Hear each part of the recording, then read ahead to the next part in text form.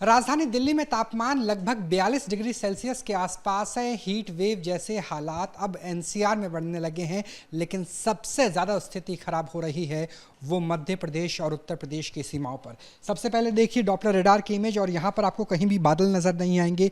इसी वजह से एयर क्वालिटी इंडेक्स भी खराब होता हुआ नज़र आ रहा है 200-250 के आसपास, और तापमान में लगातार वृद्धि है। ये राजधानी दिल्ली है, हरियाणा को देख सकते हैं, उत्तर प्रदेश को और राजस्थान के पूरे इलाके में यहाँ आपको कहीं भी बादल बनते हुए नज़र नहीं आएंगे। उसके बाद आपको सीधे मैप पे लेके चलते हैं और कल यानी 7 तारीख की तस्वीर दिखाना चाहेंगे कि यहाँ पर जो रेड जोन, ऑरेंज जोन का इलाका दिख रहा है, ये वो इलाका है जहाँ पे तापमान सबसे ज़्यादा बढ़ेगा। खास बात ये है कि इसी इलाके में कल तीसरे चरण का चुनाव भी है, तो क्या थर्ड फेज के इलेक्शन में 3 डिग्री का जो तापमान है वो भी नजर आएगा कि यहाँ पे आगरा को आप देख सकते हैं, इसके बाद ग्वालियर को देख सकते हैं, गुना को, विदिशा, ये पूरा इलाका, मैनपुरी, एटा, इटावा, ये पूरा इलाका है, बदायूं का वो इलाका है जहाँ पर कल चुनाव होने वाला है, मतदान होने वाला है, और इसी इलाके में सबसे ज़्यादा गर्मी है। दिल्ली एनसीआर की स्थिति भी बहुत ज़्यादा बेहतर नज़र नहीं आ रही। कुलदीप श्रीवास्तव जी हमारे साथ बात करने के लिए है, प्रमुख वैज्ञानिक है, वरिष्ठ वैज्ञानिक है। सर, अगर दिल्ली एनसीआर की सबसे पहले चर्चा करें तो यहाँ पर बादल नहीं है, यहाँ पर हवा की गति बहुत कम है, तो कैसी स्थिति है तापमान की? हाँ, दिल्ली एनसीआर की बात करेंगे तो कल हमारे पास जो सफदरजंग ऑब्जर्वेटरी में टेम्परेचर 41.6 रिपोर्ट किया गया था, तो ये काफ़ी हाई टेम्परेचर है और नॉर्मल लगभग हमारे पास 40 डिग्री सेंटीग्रेड के आसपास इन दिनों रहता है। और चूंकि इस सिचुएशन में अभी फ़िलहाल हमारे पास 1-2 दिनों में कोई ख़ास चेंज आने के चांसेस नहीं है, तो टेम्परेचर लगभग 42 डिग्री सेंटीग्रेड के आसपास और कुछ आउटस्कर्ट्स में 43 डिग्री सेंटीग्रेड के आसपास दिल्ली एनसीआर में टेम्परेचर रिपोर्ट किया जा सकता है। तो जो गर्मी का आपके पास बढ़ा हुआ तापमान है वो कंटिन्यू रहेगा। सर, अगर उसके अलावा जिस तरीके से हम इस मैप में देख पा रहे हैं, जो मध्य प्रदेश का इलाका है, उत्तरी मध्य प्रदेश का और दक्षिण और मध्य उत्तर प्रदेश का, वहाँ पर तापमान बढ़ता हुआ नजर आ रहा है। इसके पीछे की वजह क्या है जो सेंट्रल इंडिया के?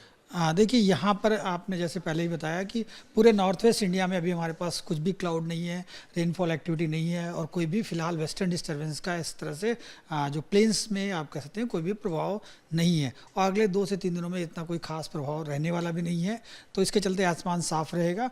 और जो आपके पास एरिया है साउथ वेस्ट यूपी का, जहाँ पर देखेंगे कि हमारे पास आगरा का जो कल टेम्परेचर है 44 डिग्री सेंटीग्रेड रिपोर्ट किया गया था, तो आज लगभग आगरा के आसपास का जो एरिया है, आपने पहले ही बता दिया, ग्वालियर और जो नॉर्थ ईस्ट राजस्थान का एरिया है, वहाँ पर टेम्परेचर लगभग 40-44 डिग्री सेंटीग्रेड के आसपास रहेगा। हो सकता है कि 1-2 नेबरिंग एरिया में टेम्परेचर 45 डिग्री सेंटीग्रेड को भी टच कर जाए। तो फिलहाल ये सिचुएशन हमारे पास अगले 3 दिनों तक उस जगह पर बनी रहेगी। सर, कल ही वहाँ पर मतदान भी होने वाला है, लोग कतारों में होते हैं। दिल्ली एनसीआर की बात करें तो भी लोगों को बाहर निकलना पड़ता है। ऐसे में आपका क्या सुझाव होगा, किस तरीके से हीट वेव या फिर भयंकर गर्मी से बचा जा सकता है? देखिए हमारे पास जो अधिकतम टेम्परेचर जो बढ़ता है वो लगभग आप कहेंगे कि 1 बजे से लेकर के लगभग 3:30-4 बजे तक काफ़ी टेम्परेचर बढ़ता है, और उसी के मध्य हमारे पास पूरे जो नॉर्थ वेस्ट इंडिया में सभी जगहों पर अधिकतम तापमान रिपोर्ट किया जाता है लगभग 3-3:30 बजे के आसपास। तो 1 से 4 का जो मध्य होता है टेम्परेचर होता है, उसमें लगभग 40 डिग्री के आसपास या उससे ऊपर हमारे पास आता है। तो फिलहाल अगर उस पीरियड को हम अवॉइड कर सकते हैं किसी तरह से, बेटर रहेगा। आप उस पीरियड में अपने घरों में रहें या फिर ऑफिस में है तो ऑफिस में रहें, अत्यंत ज़रूरी हो तो तभी बाहर निकलें, और पानी वगैरह का आप मतदान के लिए अगर बाहर निकले तो भी हल्के कपड़े पहने, पानी बहुत ज़्यादा ले रहे हैं, फ्लूइड ज़्यादा लेते रहें ताकि डिहाइड्रेशन ना हो। हाँ, निश्चित तौर पे, क्योंकि हमारे पास जब टेम्परेचर ज़्यादा बढ़ा होता है, इवेपोरेशन ज़्यादा होता है, तो आपके पास बॉडी में मतलब पानी की कमी हो सकती है। तो इसलिए आप उस समय निश्चित तौर पे जब भी बाहर निकल रहे हैं तो पानी सफिशिएंट अमाउंट में यूज़ करें।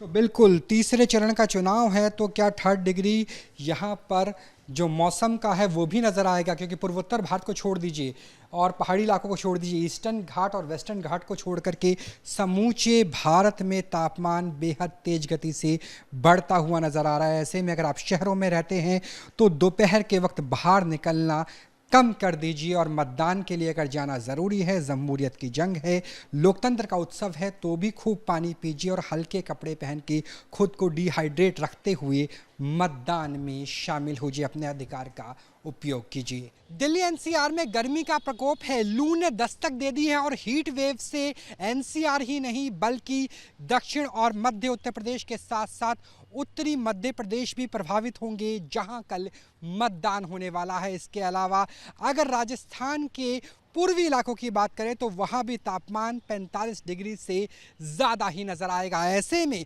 मौसम विभाग ने अलर्ट जारी किया है, ऑरेंज अलर्ट इन इलाकों में जहां पर मतदान होने वाला है और ख़ास तौर पर राजस्थान, उत्तर प्रदेश और मध्य प्रदेश को लेकर। ऐसे में अगर आपको निकलना है बाहर तो कोशिश कीजिए कि दोपहर 12 बजे से लेकर शाम 4-5 बजे तक बाहर ना निकले, और अगर निकलना बहुत ज़रूरी है तो खूब पानी पिए, खुद को डिहाइड्रेटेड रखें, फल और सब्जी ऐसे लीजिए जिससे आपको लू के प्रकोप से बचा जा सके। तो अब लू ने दिल्ली एनसीआर ही नहीं, समूचे उत्तर भारत के मैदानी हिस्सों में दस्तक दे दी है और आने वाले दिनों में तापमान बढ़ता हुआ ही नजर आएगा। राजधानी दिल्ली एनसीआर में लू की शुरुआत हो चुकी है। तापमान इस वक्त 42 डिग्री सेल्सियस से ज़्यादा है, जो आने वाले 3 से 4 दिनों में 45 डिग्री सेल्सियस तक पहुंच सकता है। और ये हालात तो दिल्ली के साथ गुरुग्राम, सोनीपत, नोएडा यानी गौतम बुद्ध नगर, गाजियाबाद और आसपास के इलाके के हैं। लेकिन अगर मध्य प्रदेश और उत्तर प्रदेश की बात करें, खास तौर पर दक्षिणी और मध्य उत्तर प्रदेश, और उसके अलावा अगर मध्य प्रदेश के साथ उत्तर प्रदेश के इलाके की बात करें जहां पर कल मतदान होने वाला है, ये वो पूरा इलाका है जहां तीसरे चरण का मतदान है और यहां पर तापमान 45 डिग्री सेल्सियस से भी ज़्यादा रहेगा, यानी हीट वेव और लू का प्रकोप। ऐसे ही हालात राजस्थान के पूर्वी इलाकों में भी रहेंगे। अगर आप पूर्वोत्तर भारत में रहते हैं, हिमालय के पहाड़ी क्षेत्रों में ईस्टर्न या वेस्टर्न घाट को छोड़ दिया जाए तो लगभग पूरे भारत में तापमान 40 डिग्री से ज़्यादा है। यूवी रेज की वजह से एयर क्वालिटी इंडेक्स अभी 200 के आसपास बना हुआ है। तापमान बढ़ रहा है, हवा की गति बहुत धीमी है और नमी की मात्रा अगर दिल्ली एनसीआर को जोड़ लिया जाए तो लगभग 20% के आसपास बनी हुई है। लेकिन चंबल नदी के आसपास का पूरा इलाका जहां पर मतदान होना है, वहां तापमान 45 डिग्री सेल्सियस से भी ज़्यादा बढ़ता हुआ नज़र आ रहा है। मौसम विभाग की माने तो जो हीट वेव का दौर है ये 7 तारीख से लेकर 10 तारीख तक रहेगा। उसके बाद हवा की गति के लिहाज से कुछ राहत मिलने की उम्मीद जताई जा रही है। लेकिन फ़िलहाल अगर दिल्ली एनसीआर के साथ अगर आप समूचे उत्तर भारत के मैदानी इलाकों में रहते हैं तो दोपहर 12 बजे से शाम के 4 बजे तक घर के बाहर जब तक बहुत आवश्यकता ना हो मत निकलिए। अगर आपको निकलना है तो शेड्स का इस्तेमाल करें, यानी जितना संभव हो उतनी अम्ब्रेला लेकर निकले। पानी खूब ज़्यादा पिए, बाहर निकलना मजबूरी है तो सनस्क्रीन का इस्तेमाल करें।